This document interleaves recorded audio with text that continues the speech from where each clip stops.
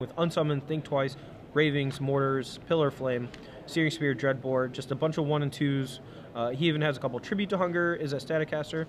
It's interesting to see he has a mix of Far and Away with Tribute to Hunger. You would think he would just want more Far and Aways. I think that the life gain aspect might be the reason why he's playing Tribute to Hunger, but Far and Away is a much more versatile spell. But right. Brannon Mays wins the die roll, pedal to the metal, putting his foot on the gas. It's really interesting that we're going to see Izzet Staticasters battling off against Ral Zareks this match. Right. Oh, one of the interesting cards is actually down here at the bottom that I didn't see. Andrew Schnieder actually has a pair of Rakdos Return in his main deck, which I don't think will be great in this matchup, but if he gets to a point where Brannon Mays, maybe stalls on lanes a little bit, or just doesn't really have a whole lot of gas, he could just get blown out by a Rakdos Return. Yeah, it's pretty interesting. Brannon Mays really needed that Farseek. He has almost nothing relevant to do before turn 4. Staticasters and Nightshade Peddlers. Dude, Tracker's Instinct, Deathrite Shaman. If you say that to Brad, he would be very disappointed. Well, Brad loves him some do-nothing Tracker's Instinct decks. How about this? I didn't want to see Brannon play a Nightshade Peddler on turn That's 2. fair. That would be ugly. Yeah, so Andrew Schnieder has Syncopate in his deck, so he has the potential to Syncopate this Huntmaster of the Fells, although it doesn't look like he has access to it at the moment. Searing Spears, Pillar Flame, these are cards that he can have to be able to deal with the Huntmaster so that it doesn't flip, but just untaps and goes to his next turn. Okay, so it actually looks like he has both Pillar of Flame and Searing Spear, and he opted to be able to main phase the Pillar Flames to save a Searing Spear for a later card such as Izzet Staticaster, which, along with Nightshade Peddler, is pretty hard for him to beat. Kills all of his Talrand tokens, kills Duskmantle Seer, and takes care of all of his Snapcaster mages just by itself. Right, can really just take the wind out of Andrew Schnieder's sails, although Nightshade Peddler alone or Staticaster alone, he would be really happy to see from Brannon. Yeah. So Brannon has an Olivia Voldaren which at the front of his hand, which means that he opts to just Wolf Run, and the Searing Spear from Andrew is going to take care of that, dealing him 0 damage. Healthy 20 life to 22 from Brandon. Yep, Brannon forces Andrew's hand there. Andrew knew that he just couldn't take 4 every turn. Has to waste 2 spells on that 100. Yeah, and plus, I mean, he does have 2 more removal spells in hand, so it's not like, quote-unquote wasting the Searing Spear is that big of a deal. Honestly, I might have just, let Brannon keep, dealing me 4, maybe, the next turn when he time walks himself again, instead of taking 5, that's when you pull the trigger. Right. And then, you've effectively bought yourself an extra turn. But here, I think that he's probably going to slam an Olivia Voldaren, which is going to get Snapcaster Mage Searing Speared from Andrew's side. He could hold it, for fear of the Snapcaster Mage, but it looks like that is what he's going to do. He's going to go ahead and just cast Farseek, build his mana a little more, and this would be the spot, actually, where Rakdos Return would be good. If he just peels it off the top here, he can just Rakdos Return for 3 and get rid of the entirety of Brandon's hand, which doesn't look like too spicy since he's just Farseeking with, 5 mana, just an Olivia and some lands, it looks like. Yeah, that's always the problem with these Grixis control decks. It's really, they have a ton of ways to kill creatures, but very few ways to interact with non-creature permanents. Yeah, agreed. And Dreadbore, I think, is one of the utility cards you can play since it does both. If Planeswalkers are your problem, however, obviously it can't interact with artifacts and enchantments. But a little Loot House activation from Andrew Schnieder gets rid of some of his extra lands. He's willing to play Draw Go with a handful of removal spells against Brannon since he's able to sculpt his hand with the Loot House. Yeah, really just a great card when neither player is doing anything, and it kind of makes Brandon make a play sooner than he might otherwise would have. Right. And so here, now Brandon can, shoot a potential Snapcaster Mage before the Searing Spear resolves, since he did Farseek last turn, and this is going to be actually pretty easy for Andrew to deal with just because he has Dreadbore in hand. So if he makes the mistake of Snapcaster Maging, it could be devastating, but I think he's a good enough player where he's just going to use the Lighthouse again, probably pitch a Shock Land, get rid of that extra Watery Grave, and now he's just going to Dreadbore and continue doing the same thing with Desolate Lighthouse.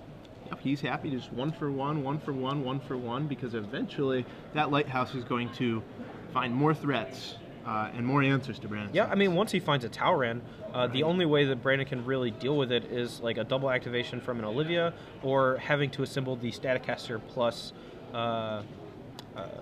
Nightshade Peddler combo, Right. and that combo seems pretty difficult to assemble with Andrew's deck since he has so many instant speed removal spells. He has in hand currently a Snapcaster Mage that can flash back a Searing Spear or any of his sorcery speed cards, as well as an Izzet Charm. And oh wow, that's if I could say hashtag game right now, I would. So I'm gonna. That's game. That's game, boys. Andrew Schnieder is going to be able to deal with this. He'll have to use 2 spells on it. No, his hand is... He doesn't have a way to deal with it. He has an Izzet Charm, which he can loot with, and then he's just going to have to, like, cast Snapcaster Mage. His hand was Pillar. Yeah, it was Pillar Flame. I thought that was a promo Searing Spear. Oh, no. No, if it was... He would be fine if it was promo Searing Spear, because he could just double spell to kill it. But, yeah, it looks like he's... Wow. Yeah, he's in bad shape. So what can he draw into now with this loot? I don't know. I think this is actually a mistake. I mean, if I were him, I probably would just Snapcaster Searing Spear because there's not like a spell in his deck that at instant speed can just kill a Sire of Insanity. Right. So now he's just going to cast a Snapcaster Mage and, yeah, discard his hand, which looks like he drew into a Planeswalker. Is that Rao? I think that's a Ral. Yeah, the only things that Andrew could have drawn into there is a Far to buy himself a turn. Okay. Or an Unsummon to buy himself a turn. Right, okay, so he did have a few draws. The 2 Unsummons, along with the 1 Far and Away, gave him 3 ways. Actually, yeah, and Syncopate not really an answer since he had only 2 lands up. You know, not having an extra mana because he Dreadboard the turn before, a little problematic. But this Sire of Insanity plus Keswick Wolf Run looks like it's going to be hashtag game. Like I said a minute ago. I'm not going to do it again, I promise. That's a bad promise. I might do it again. Yeah, I think you could do a lot more, but that's okay. It's a good hashtag. I'm using it ironically, you know. All right. And here's the Wolf Run on the Sire. Looks like for 6, that's 12 total damage coming in. You know, Andrew really needs to draw another Snapcaster Mage for a Dreadbore, potentially, you know, a couple other things. Well, that Snapcaster Mage not quite going to do it since he has to discard a card off the Loot House, and he's only going to have 3 mana. Basically the same position he was in a second ago with the Sire of Insanity. And you're seeing just how crazy that guy is. Yeah, right? wow. Because he's insane. Wow, I get it. Yeah, it was a bad pun. I'm sorry. That's good. I had to have it explained. That was good. All right, so Brannon Mays wins game 1 on the back of the Sire. Just a super, super powerful Kura Worm from Dragon's Maze. It's funny to call it a super powerful Kura Worm because... If anything, Kura Worm is not as powerful, but the that ability, you know, just turning off your opponent's ability to gain any sort of traction without just killing it is huge. And Grixis, you know, the way that Andrew's built his deck, he doesn't have a whole lot of ways to really interact with the Sire of Insanity, and if he's ever tapped out, I think that he's just going to get destroyed. And since Brannon is playing, I think the full 4 Cavernous Souls, if I'm not mistaken, it's hard to read his handwriting. Yeah, let's see. It looks like he has 4 Cavernous 4. Souls. There it is. Yeah, so and then Brandon, since he's playing Pedal to the Metal, he's got a lot of humans that makes him want to play 4 Cavernous Souls, so he can, you know, cast all the different colors of humans. But he can name the various other creature types in his deck, you know, including Demon for Sire of Insanity, to just keep the Syncopates and Dissipates from actually interacting with him. You know, this is a point where Tribute to Hunger, Far Away, and Unsummon are going to be very good against Brannon. But, you know, if Andrews doesn't draw them, if he draws the wrong parts of his deck, like the Pillars of Flame and the Searing Spears without a 2-card combo to kill it, it's just going to be bad news. Right, and, you know, that was really just a great example of drawing the wrong half of your deck for Andrew. Yeah, like so you said. Some cards that are probably going to be coming in from Brandon's side, we got a couple Duress, a couple Snapcaster, a Rakdos Return, and maybe Slaughter Games, but since he's not playing Sphinx's Revelation on Andrew's side, I don't think that's really a card he wants. He didn't see too much of Andrew's deck other than removal spells, so probably not that great. From Andrew's side, we have another Far and Away and Olivia, which can legend rule the opponent's Olivia, which I think is important. Possibly a Curse of Deathhold, but that doesn't seem that great. 2 Liliana of the Veil, which seem okay, since in combination with the rest of the removal spells can just deal with the entirety of the board. 2 of his own static casters, which also don't seem great, but they can kill Nightshade Peddlers and keep Brandon from assembling that combo, but I don't think that's something he has to worry about too much. And then a pair of Evil Twin, which actually don't seem that bad. Yeah, no, those seem pretty good, especially in this kind of long, grindy game. It'll let him 2 for 1. It'll let him Legend Rule the Olivia, things like that. But really, I expect the Liliana of the Veil to be the biggest player because that gives him some game against the Sire of Insanity. Yeah. Even if both hands are discarded, he can at least kill the Sire, kill the Crawler. So I'm going to make fun of Andrew for just a moment here because he wrote down for his deck list name Highlander Grixis, and I don't think he knows what Highlander means because Highlander means you're all one ofs, and he has a whole lot of two ofs. And there, as we know, there can only be one Highlander, and it's not, not something that I would call this deck. Any deck with 4 Snapcaster Mage is not Highlander. Yeah, come on, buddy. At least go down to 3. Yeah. So we're shuffling up here, getting ready for the next game. I think we have a busted sleeve, so we got to change that out real quick before we continue. Yeah, on first blush, I thought that Brannon had a distinct disadvantage in game 1 because he had those 4 Staticasters, those 4 Peddlers, but there we saw he didn't draw any of them. It didn't matter. Sire of Insanity seemed like it was the only card that mattered in the whole game. It's funny. That card is quite good. Yeah, when we started playtesting with the set in the Versus videos on Star City games, Sire of Insanity was the card that all of us really wanted to put into decks to see how good they were.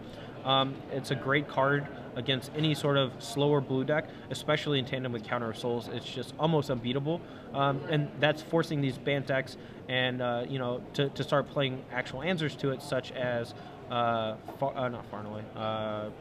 I'm just completely Selesnya Charm. That was the main card that I've seen in a lot of banned decks that weren't really there before in mass.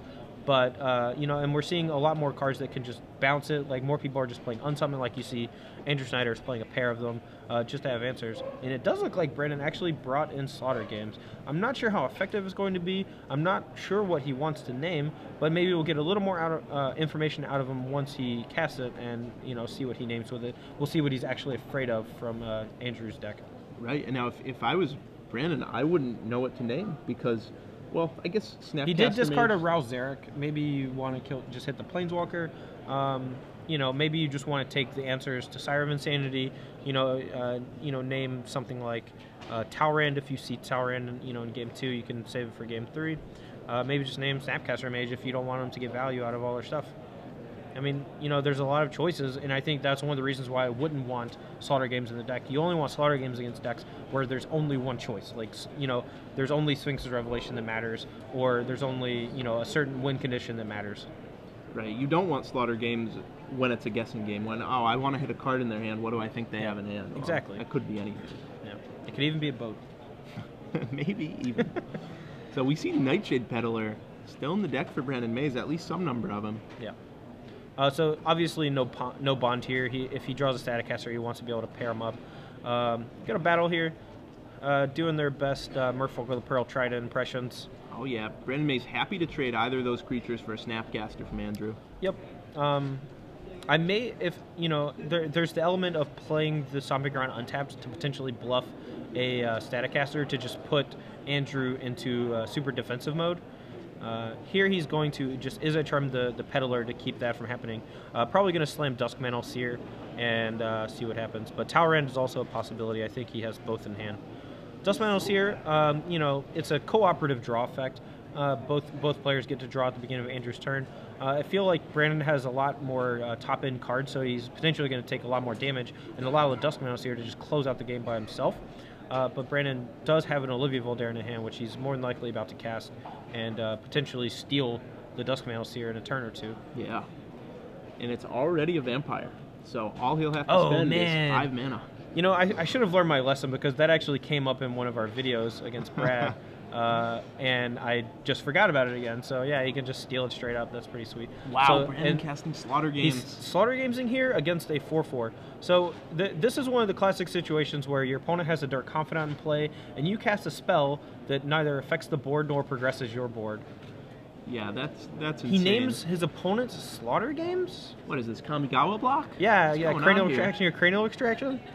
Oh man, that was a throwback. I just that was my first Pro Tour, so I was gonna have a soft spot. I'm willing to bet that Andrew Schnieder did not cite in his one of Slaughter Games for this matchup. Probably not. So even if he does, find the one Slaughter Games, maybe he just wanted to know. So if you're unfamiliar with Slaughter Games, it's red, black, 2 sorcery. Look at your opponent's hand, look at their deck, do nothing else. Slaughter Games is one of those cards where I think it's hit across both the spikes and the Timmies. Is that the archetype for the other person? Like, maybe newer players see something like Slaughter Games, they say, oh, this is how my opponent beats me, I'm going to side in Slaughter Games against them. Even if they're, like an aggressive deck, they just want to take like their best creature. But, it's a trap that a lot of people fall into that I see a lot, where when they see cards like Slaughter Games in certain people's sideboards and they just copy a deck list, they side it in the wrong matchups. And it's a common fallacy that Slaughter Games, comes in a lot of places where it doesn't. It's a very specific card. You should have it in very specific matchups to name very specific things that are going to beat you. And naming Slaughter Games against a person with Duskmantle Seer in play is definitely not where you want to be at.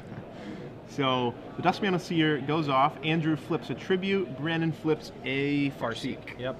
And this should probably put the game away pretty fast here for Andrew. He's going to battle for 4.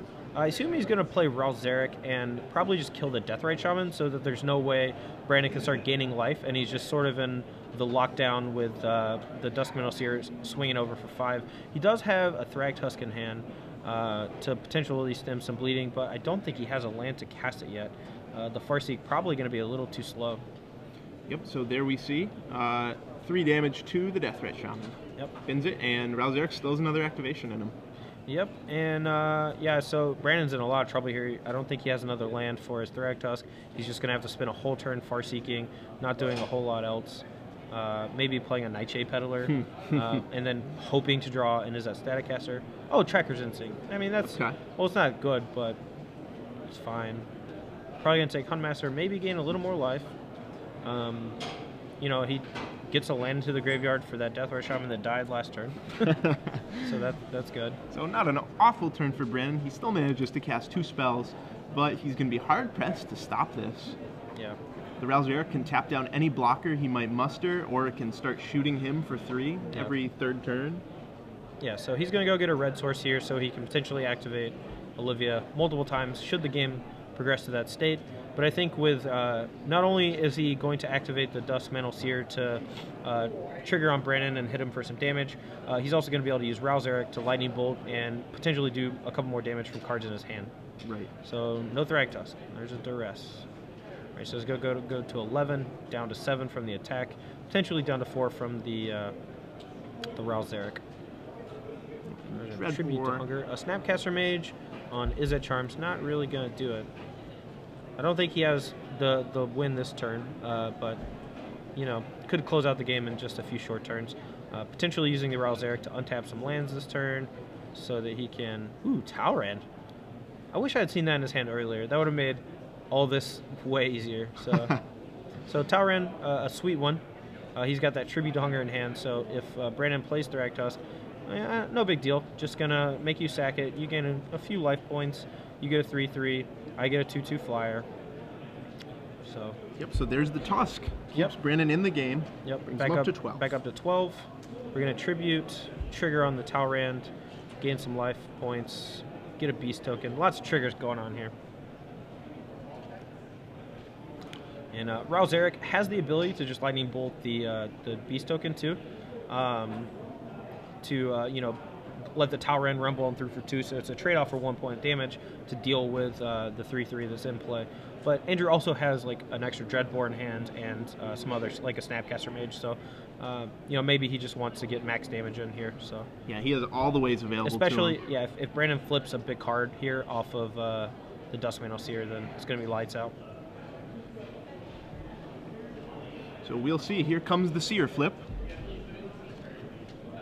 Land, Farseek. All right, that actually should be game because he just has the Dreadbore, the Beast, attack for 8, use Ral Zarek, and then use. That should be lethal, right? Yep, no, it's only 11. I just miscounted. He took 2 from the Farseek. Right. So yeah. So he should be at 10. That was the 2 I was missing. Okay. So Andrew Schnieder about to even this up here in round 3 of Star City Games. Assuming he doesn't pull an Andrew, which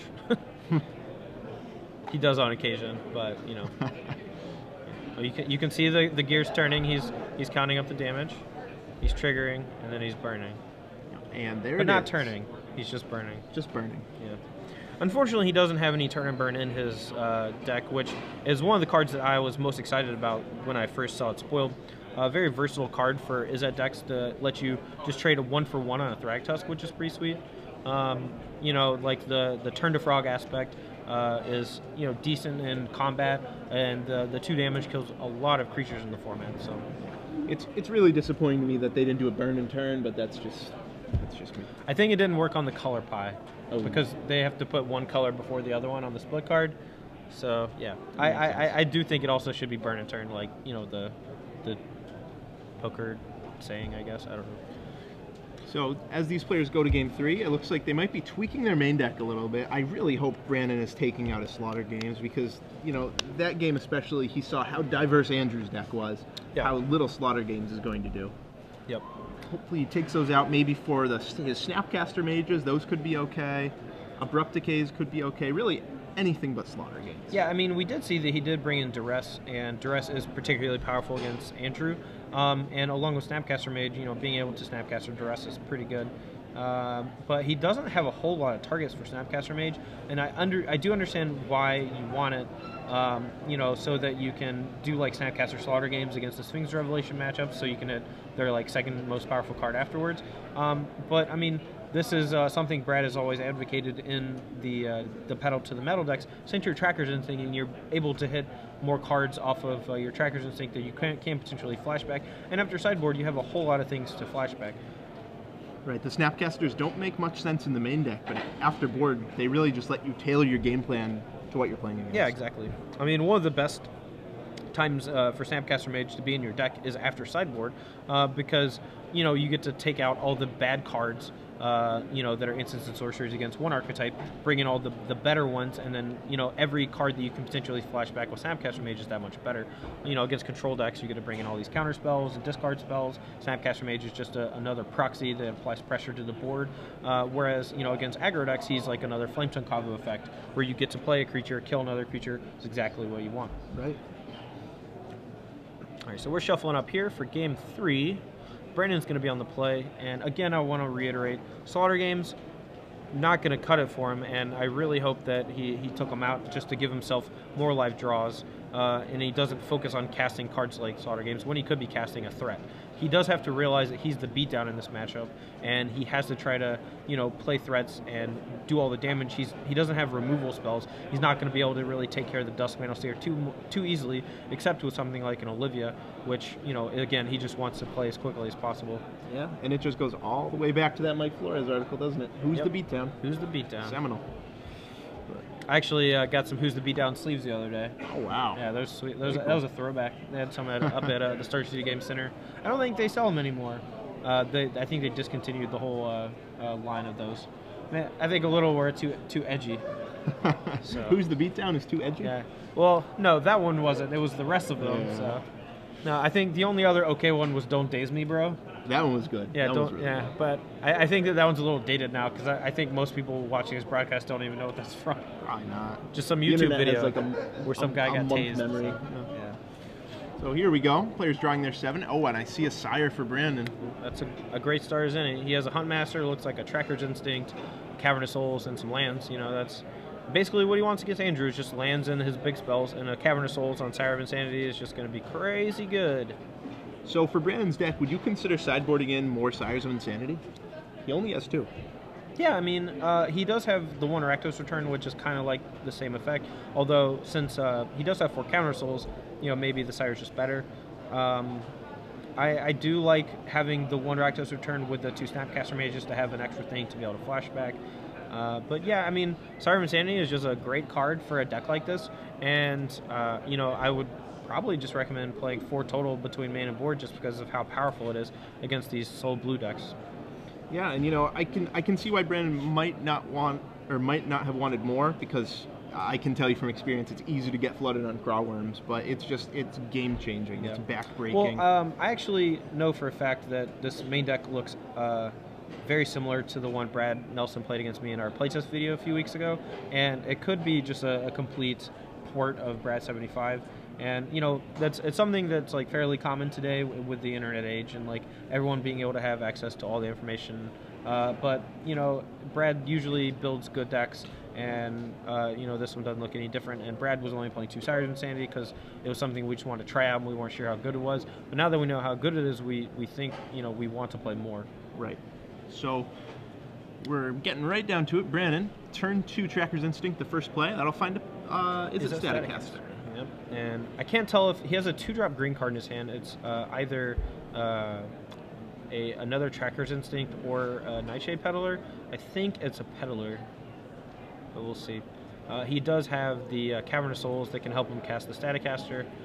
Should Andrew start playing things where he needs to kill Staticaster, and with the Peddler in hand, it could be pretty good. Andrew does have, it looks like, lands and a pair of Dissipates and an Izzet Charm. So, a couple of protective things, but with Cavern of Souls, not really going to get the job done. If Brannon does have a second Cavern of Souls for the Sire of Insanity, I assume that the Cavern was on human. Yeah, Cavern was on human, so he could cast, Staticaster or Huntmaster without it being countered. Yeah, it looks like Andrew's just going to be in a bad spot. Although the Izzet Charm can just kill the Huntmaster, so he doesn't have to worry about it flipping. Right, and I have to imagine he'll do that. He doesn't really have any spells he wants to play during his turn, so he doesn't have a choice. Yep. Yeah, I mean, untapping to Izzet Charm on his turn just seems poor, since then he wouldn't be able to hold up for the Dissipates any longer. Right. Should Brannon decide to play something like Thragtusk or Sire of Insanity in the next turn or two. A great job by Andrew. Snapcaster off the top. It'll let him Izzet Charm again. Yep. Not to mention having the Desolate Lighthouse can help him dig for answers. If Brannon does have some follow-up threats here that aren't human. Right. Maybe get rid of one of those useless Dissipates. Trade that for a spell that has an effect on the board. Right. Because he's getting beat down right now. Yeah. I mean, it's kind of hard to say that the Pedal to the Metal deck should be the beatdown when, its curve for big creatures actually starts at 4. But it does have Farseek, and Andrew's deck just doesn't win very fast, usually. You just have to figure out what your role is, and I think for us it's pretty clear to see that that's his role. But, I can see where someone would think that, my opponents, got Duskmantle Seers and things like that, so maybe I have to just play ways to answer it as opposed to being aggressive. Right. Yeah, I can definitely understand how he was maybe tempted by the Slaughter games, but pretty obvious here that he is the beatdown.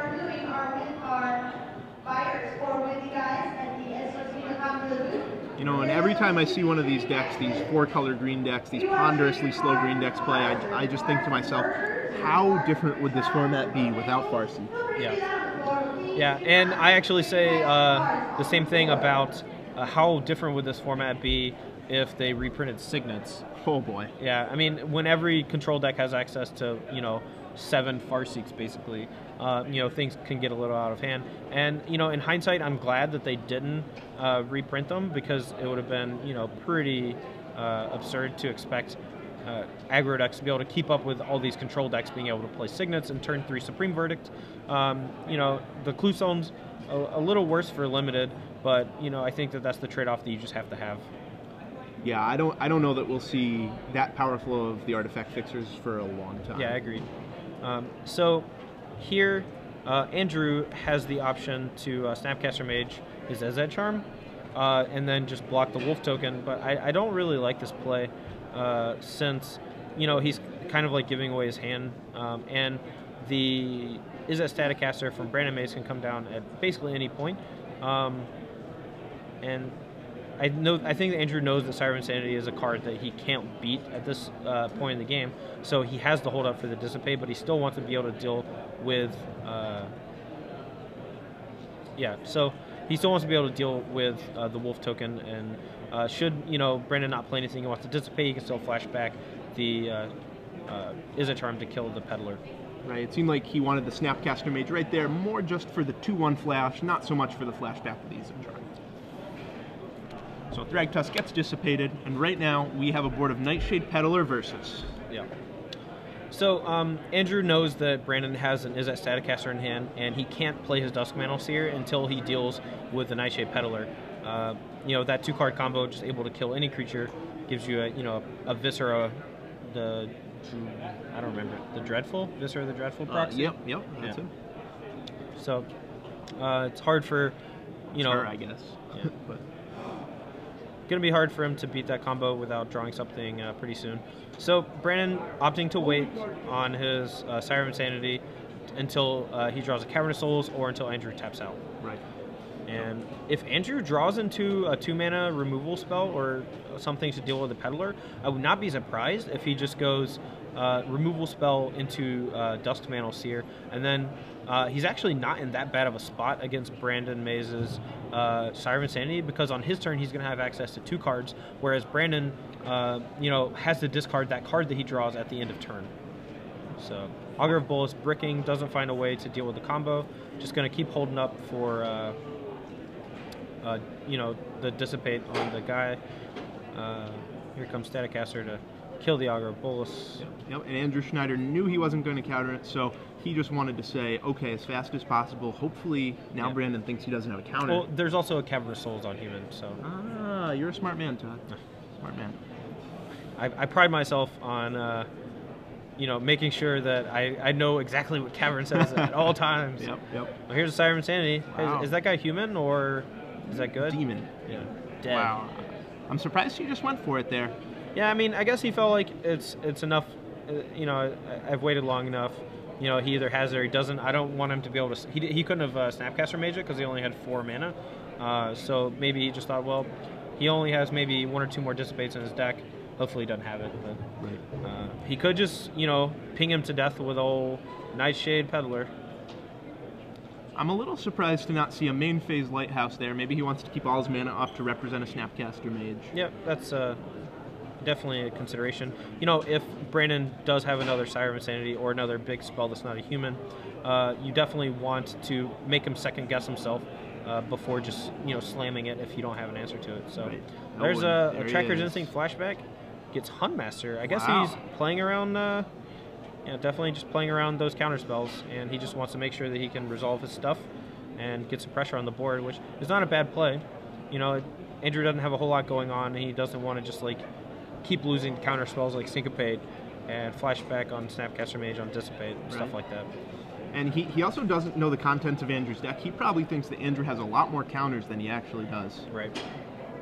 So this is actually interesting. So Andrew is Huntmaster's on the stack, and he's playing Tribute to Hunger, and this is going to end up breaking up the combo of Staticaster plus Peddler, and now Duskmantle here is going to be able to get into play and potentially do, you know, some work. So Brandon deciding to sack the Staticaster instead of the Nightshade Peddler so he can keep attacking for the 1 point of damage. Yep, I like that play. He actually might even bond, although I don't think he did, but I don't think bonding would have been the worst play in the world for him, because that would let him swing past that Duskmantle Seer. Yeah, it's well, okay, so it's also possible that Andrew waited until the Huntmaster was on the stack, but the Wolf was not, and then Brandon had the option to break up his combo or sack his Huntmaster, and I think he just wanted his Huntmaster to stick around. Right. You know, it's really tricky when you have that many come into play effects, and you can't hear them talking to tell you when, you know, they're doing each part of their phase. It looks like Brannon has a kind of an awkward Pillar Flame in hand, although if Andrew makes a bad block here on the 2/2 and gets Pillar to Flamed, it's going to be pretty bad for him. I mean, he's at 19. I think he can just afford to soak this damage, you know.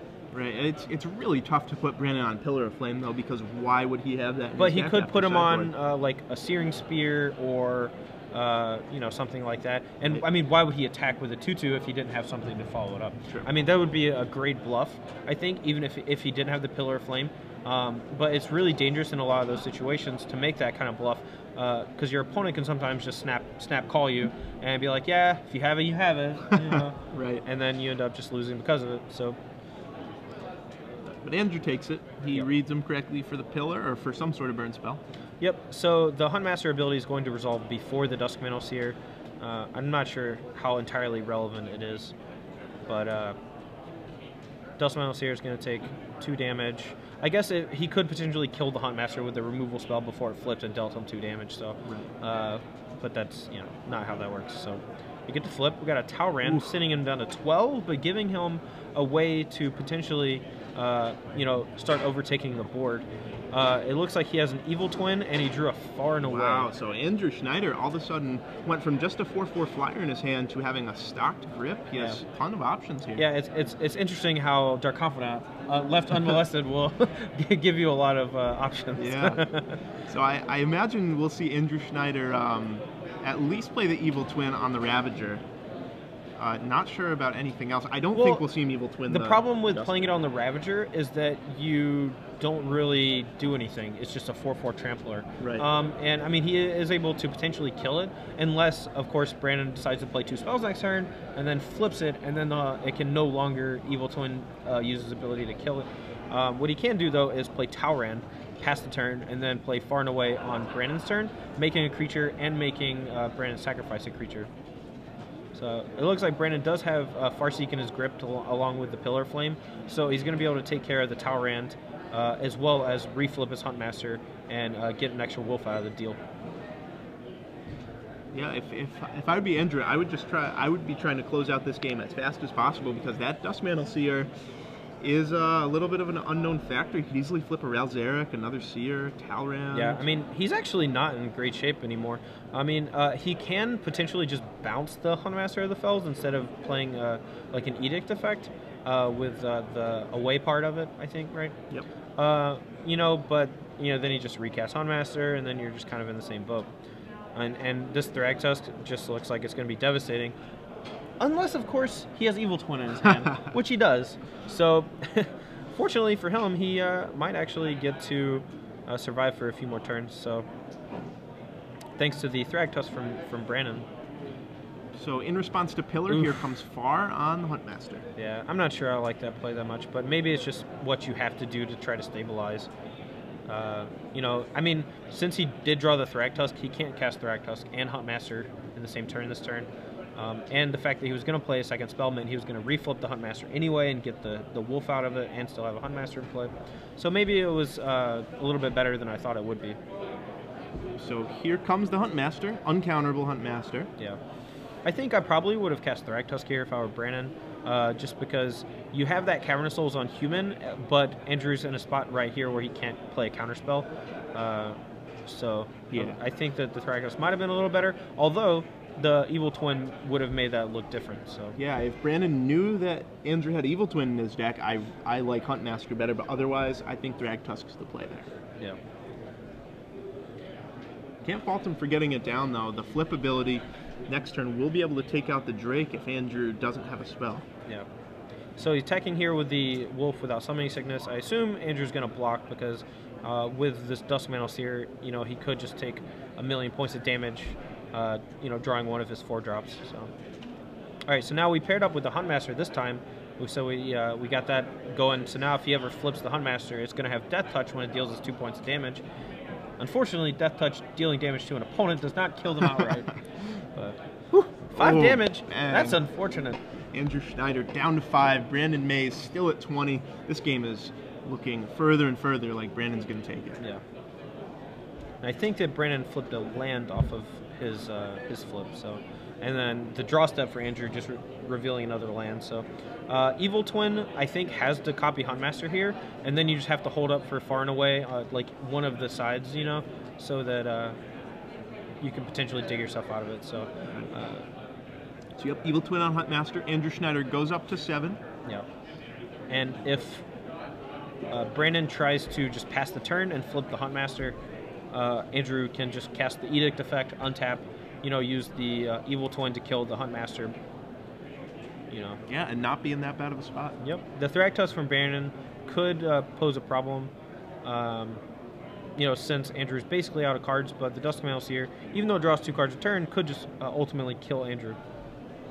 Yeah, and it's really too bad for Andrew that he can't be attacking with that Duskmantle Seer, because that will kill him eventually. And there it is. There's the Slaughter Games to seal the deal. Yep. Now he can't lose. Yeah. Although in this situation, it's not actually that bad because he knows Andrew Schnieder has a Far and Away. Yeah. So but he can cast Thragtusk and the Slaughter Game. So while any creature there would have been way better, right? So I mean, I guess maybe he cited out something that wasn't a creature, except his deck's all creatures. So I don't know. Yeah, I'm really having trouble figuring out what Brannon cited out here. Maybe some parts of his Staticaster Peddler combo. That's the only thing that makes sense. I mean, yeah, I guess. I don't know. It's just I'm. Deathrite Shaman, maybe. We haven't seen any of those. That's true. That's probably a good one to set out. So Slaughter Games, we're gonna figure out what it's naming. I'm not sure that Brannon knows what it's naming. Well, I don't know if it's resolved yet because Andrew can still cast a spell in response. So right. All right. So I think Andrew's thinking here, and I think he has to realize that he has to cast his Far and Away before the Slaughter Games resolves. All right. So he's just gonna bounce the Wolf token. That's not a bad play. Gets rid of it permanently, and now the Slaughter Games isn't going to affect his hand at all, just potential future draw. So now Brannon in the tank. There's the answer there. That's the tough part of Slaughter Games sometimes. Opponent's empty-handed, you don't know what to name. Yep. Snapcaster Mage. I feel like he flipped right to that and then pulled one out, I think, so we'll see in just a moment. Snapcaster Mage would be a great draw at this point in the game, though, so... Oh, name Ralzeric. Okay. I mean, that you know, potentially can, you know, take some time walks, you know, maybe kill some creatures. Yeah, I wouldn't take any 4-drop out of Andrew Schneider's deck right now. That's true. If he draws the Ralzeric, he might just die, so. Right. But Andrew does have the Evil Twin copying the Huntmaster, so he's going to be able to kill the opposing Huntmaster, so his opponent is never going to flip. Although with the rules of the flip cards, the Evil Twin can never flip into a Ravager of the Fells and do all that kind of cool shenanigans. But, you know, it's still being able to kill his opponent's Huntmasters is awesome because it's also paired with the Peddler, and if he ever got to flip it and deal damage, it was going to kill any creature. Right. So it looks like... Attacking for 1. With just Peddler. I might have blocked with a Dust Mantle Seer there, man. Yeah. I'd be kind of afraid of killing myself with that thing, but hopefully he just draws a land off of that and then a spell off his draw step, or just a cheap spell, so... There we go. Land. Cavern of Souls, and then a Stomping Ground for Brannon. Yep, that's what Andrew Schneider needed. Brannon May is getting very flooded right here. And I believe he drew a Pillar Flame. Yeah, so he can Pillar Flame the Peddler and kill the Huntmaster with the Evil Twin. But what he can do, though, is attack for 4 flying and then pass the turn, and now Brannon has no cards in hand. Or no, he just has, like, lands in hand. He can double block the Thragtusk and then kill the Huntmaster with the activated ability. Right, and that would leave it 3/3 Beast versus 4/4... 4/4 fly. Yeah, the 4/4 fly. So not a bad board position considering where he was last turn. Right. Or a few turns ago. Yeah. Well, he's looking at it like a bonfire, the damn thing. Dude, I don't know what you're sighing about. You got 2 cards a turn, just like Andrew. So. You're gonna hit spells eventually. Yeah. If he had just taken the Siren Insanity off of the Tracker's Instinct from earlier, I think it would have put the game away, but he can't know that considering the counter spells that he's seen out of Andrew's deck. So right, Syncopate, looks Dissipate. like he drew Deathrite Shaman, so now I don't have any idea at all what he cited out. Yeah, so. he probably just shaved a lot of numbers. He just chump blocked? That can't be right. So Andrew just decides to chump block the Thragtusk, and... Wow. I don't know. Does Andrew think that his Evil Twin can flip? Maybe. I don't think so. No, I don't. I mean, it doesn't have a backside. So right. What are you gonna flip it? You flip into a morph. Yeah, that would be great. It's just way worse than Ravager. Or just turns into a 2/2 permanently. Yeah. So he has enough mana here to kill the Huntmaster of the Fells, as well as activate Dust of the Lighthouse and draw, you know, get rid of that extra land off of his Dust Mantle Seer from last turn. Bang. There's the Twin, kills the Huntmaster. And then activate Lighthouse with 1 mana up. Discard the Cavern. Alright, let's see Dust Mantle flip. Land and a Searing Spear. 2. Not a bad one. No. That gives him a way to deal with the Deathrite Shaman permanently, which could threaten his life significantly due to the high number of instants and sorceries in both graveyards. Yeah, Andrew Schneider now only on 5 life. Yep. Ooh, a Dreadbore too. Perfect. So now he can Dreadbore the Deathrite Shaman and then wait until Brandon's Maze to Searing Spear the Thragtusk.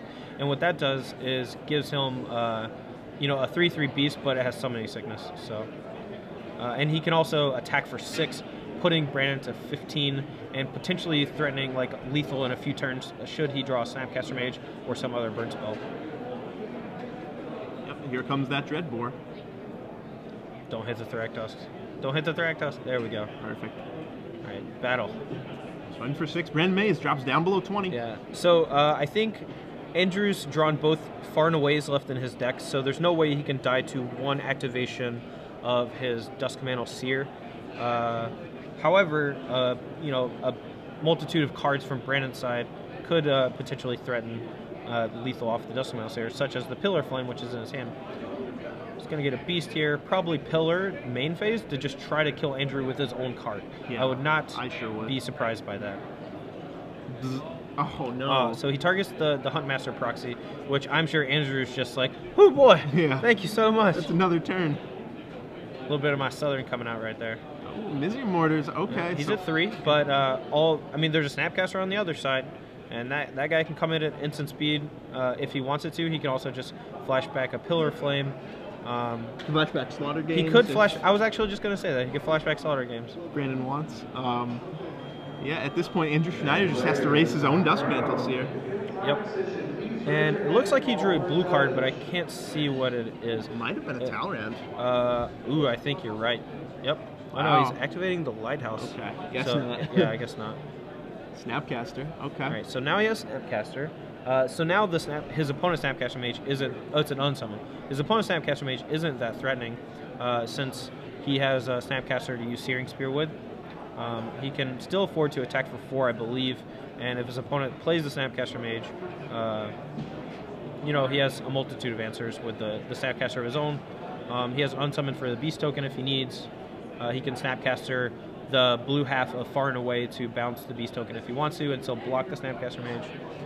He is effectively at 1 life, though, if Brannon decides to use Snapcaster Pillar Flame to put him to 1, and then any spell off the Duskmantle Seer is going to kill him, so it's definitely going to come down to the wire. Right, I think the Unsummon is going to bounce his own Duskmantle Seer. That's what it's going to do eventually, or maybe Snapcaster on Far Away, bounce my own Duskmantle Seer. I actually don't think you can afford to bounce your Duskmantle Seer. I think it's going to, like, it's your only real way to attack, and I don't think you're going to be able to kill him otherwise.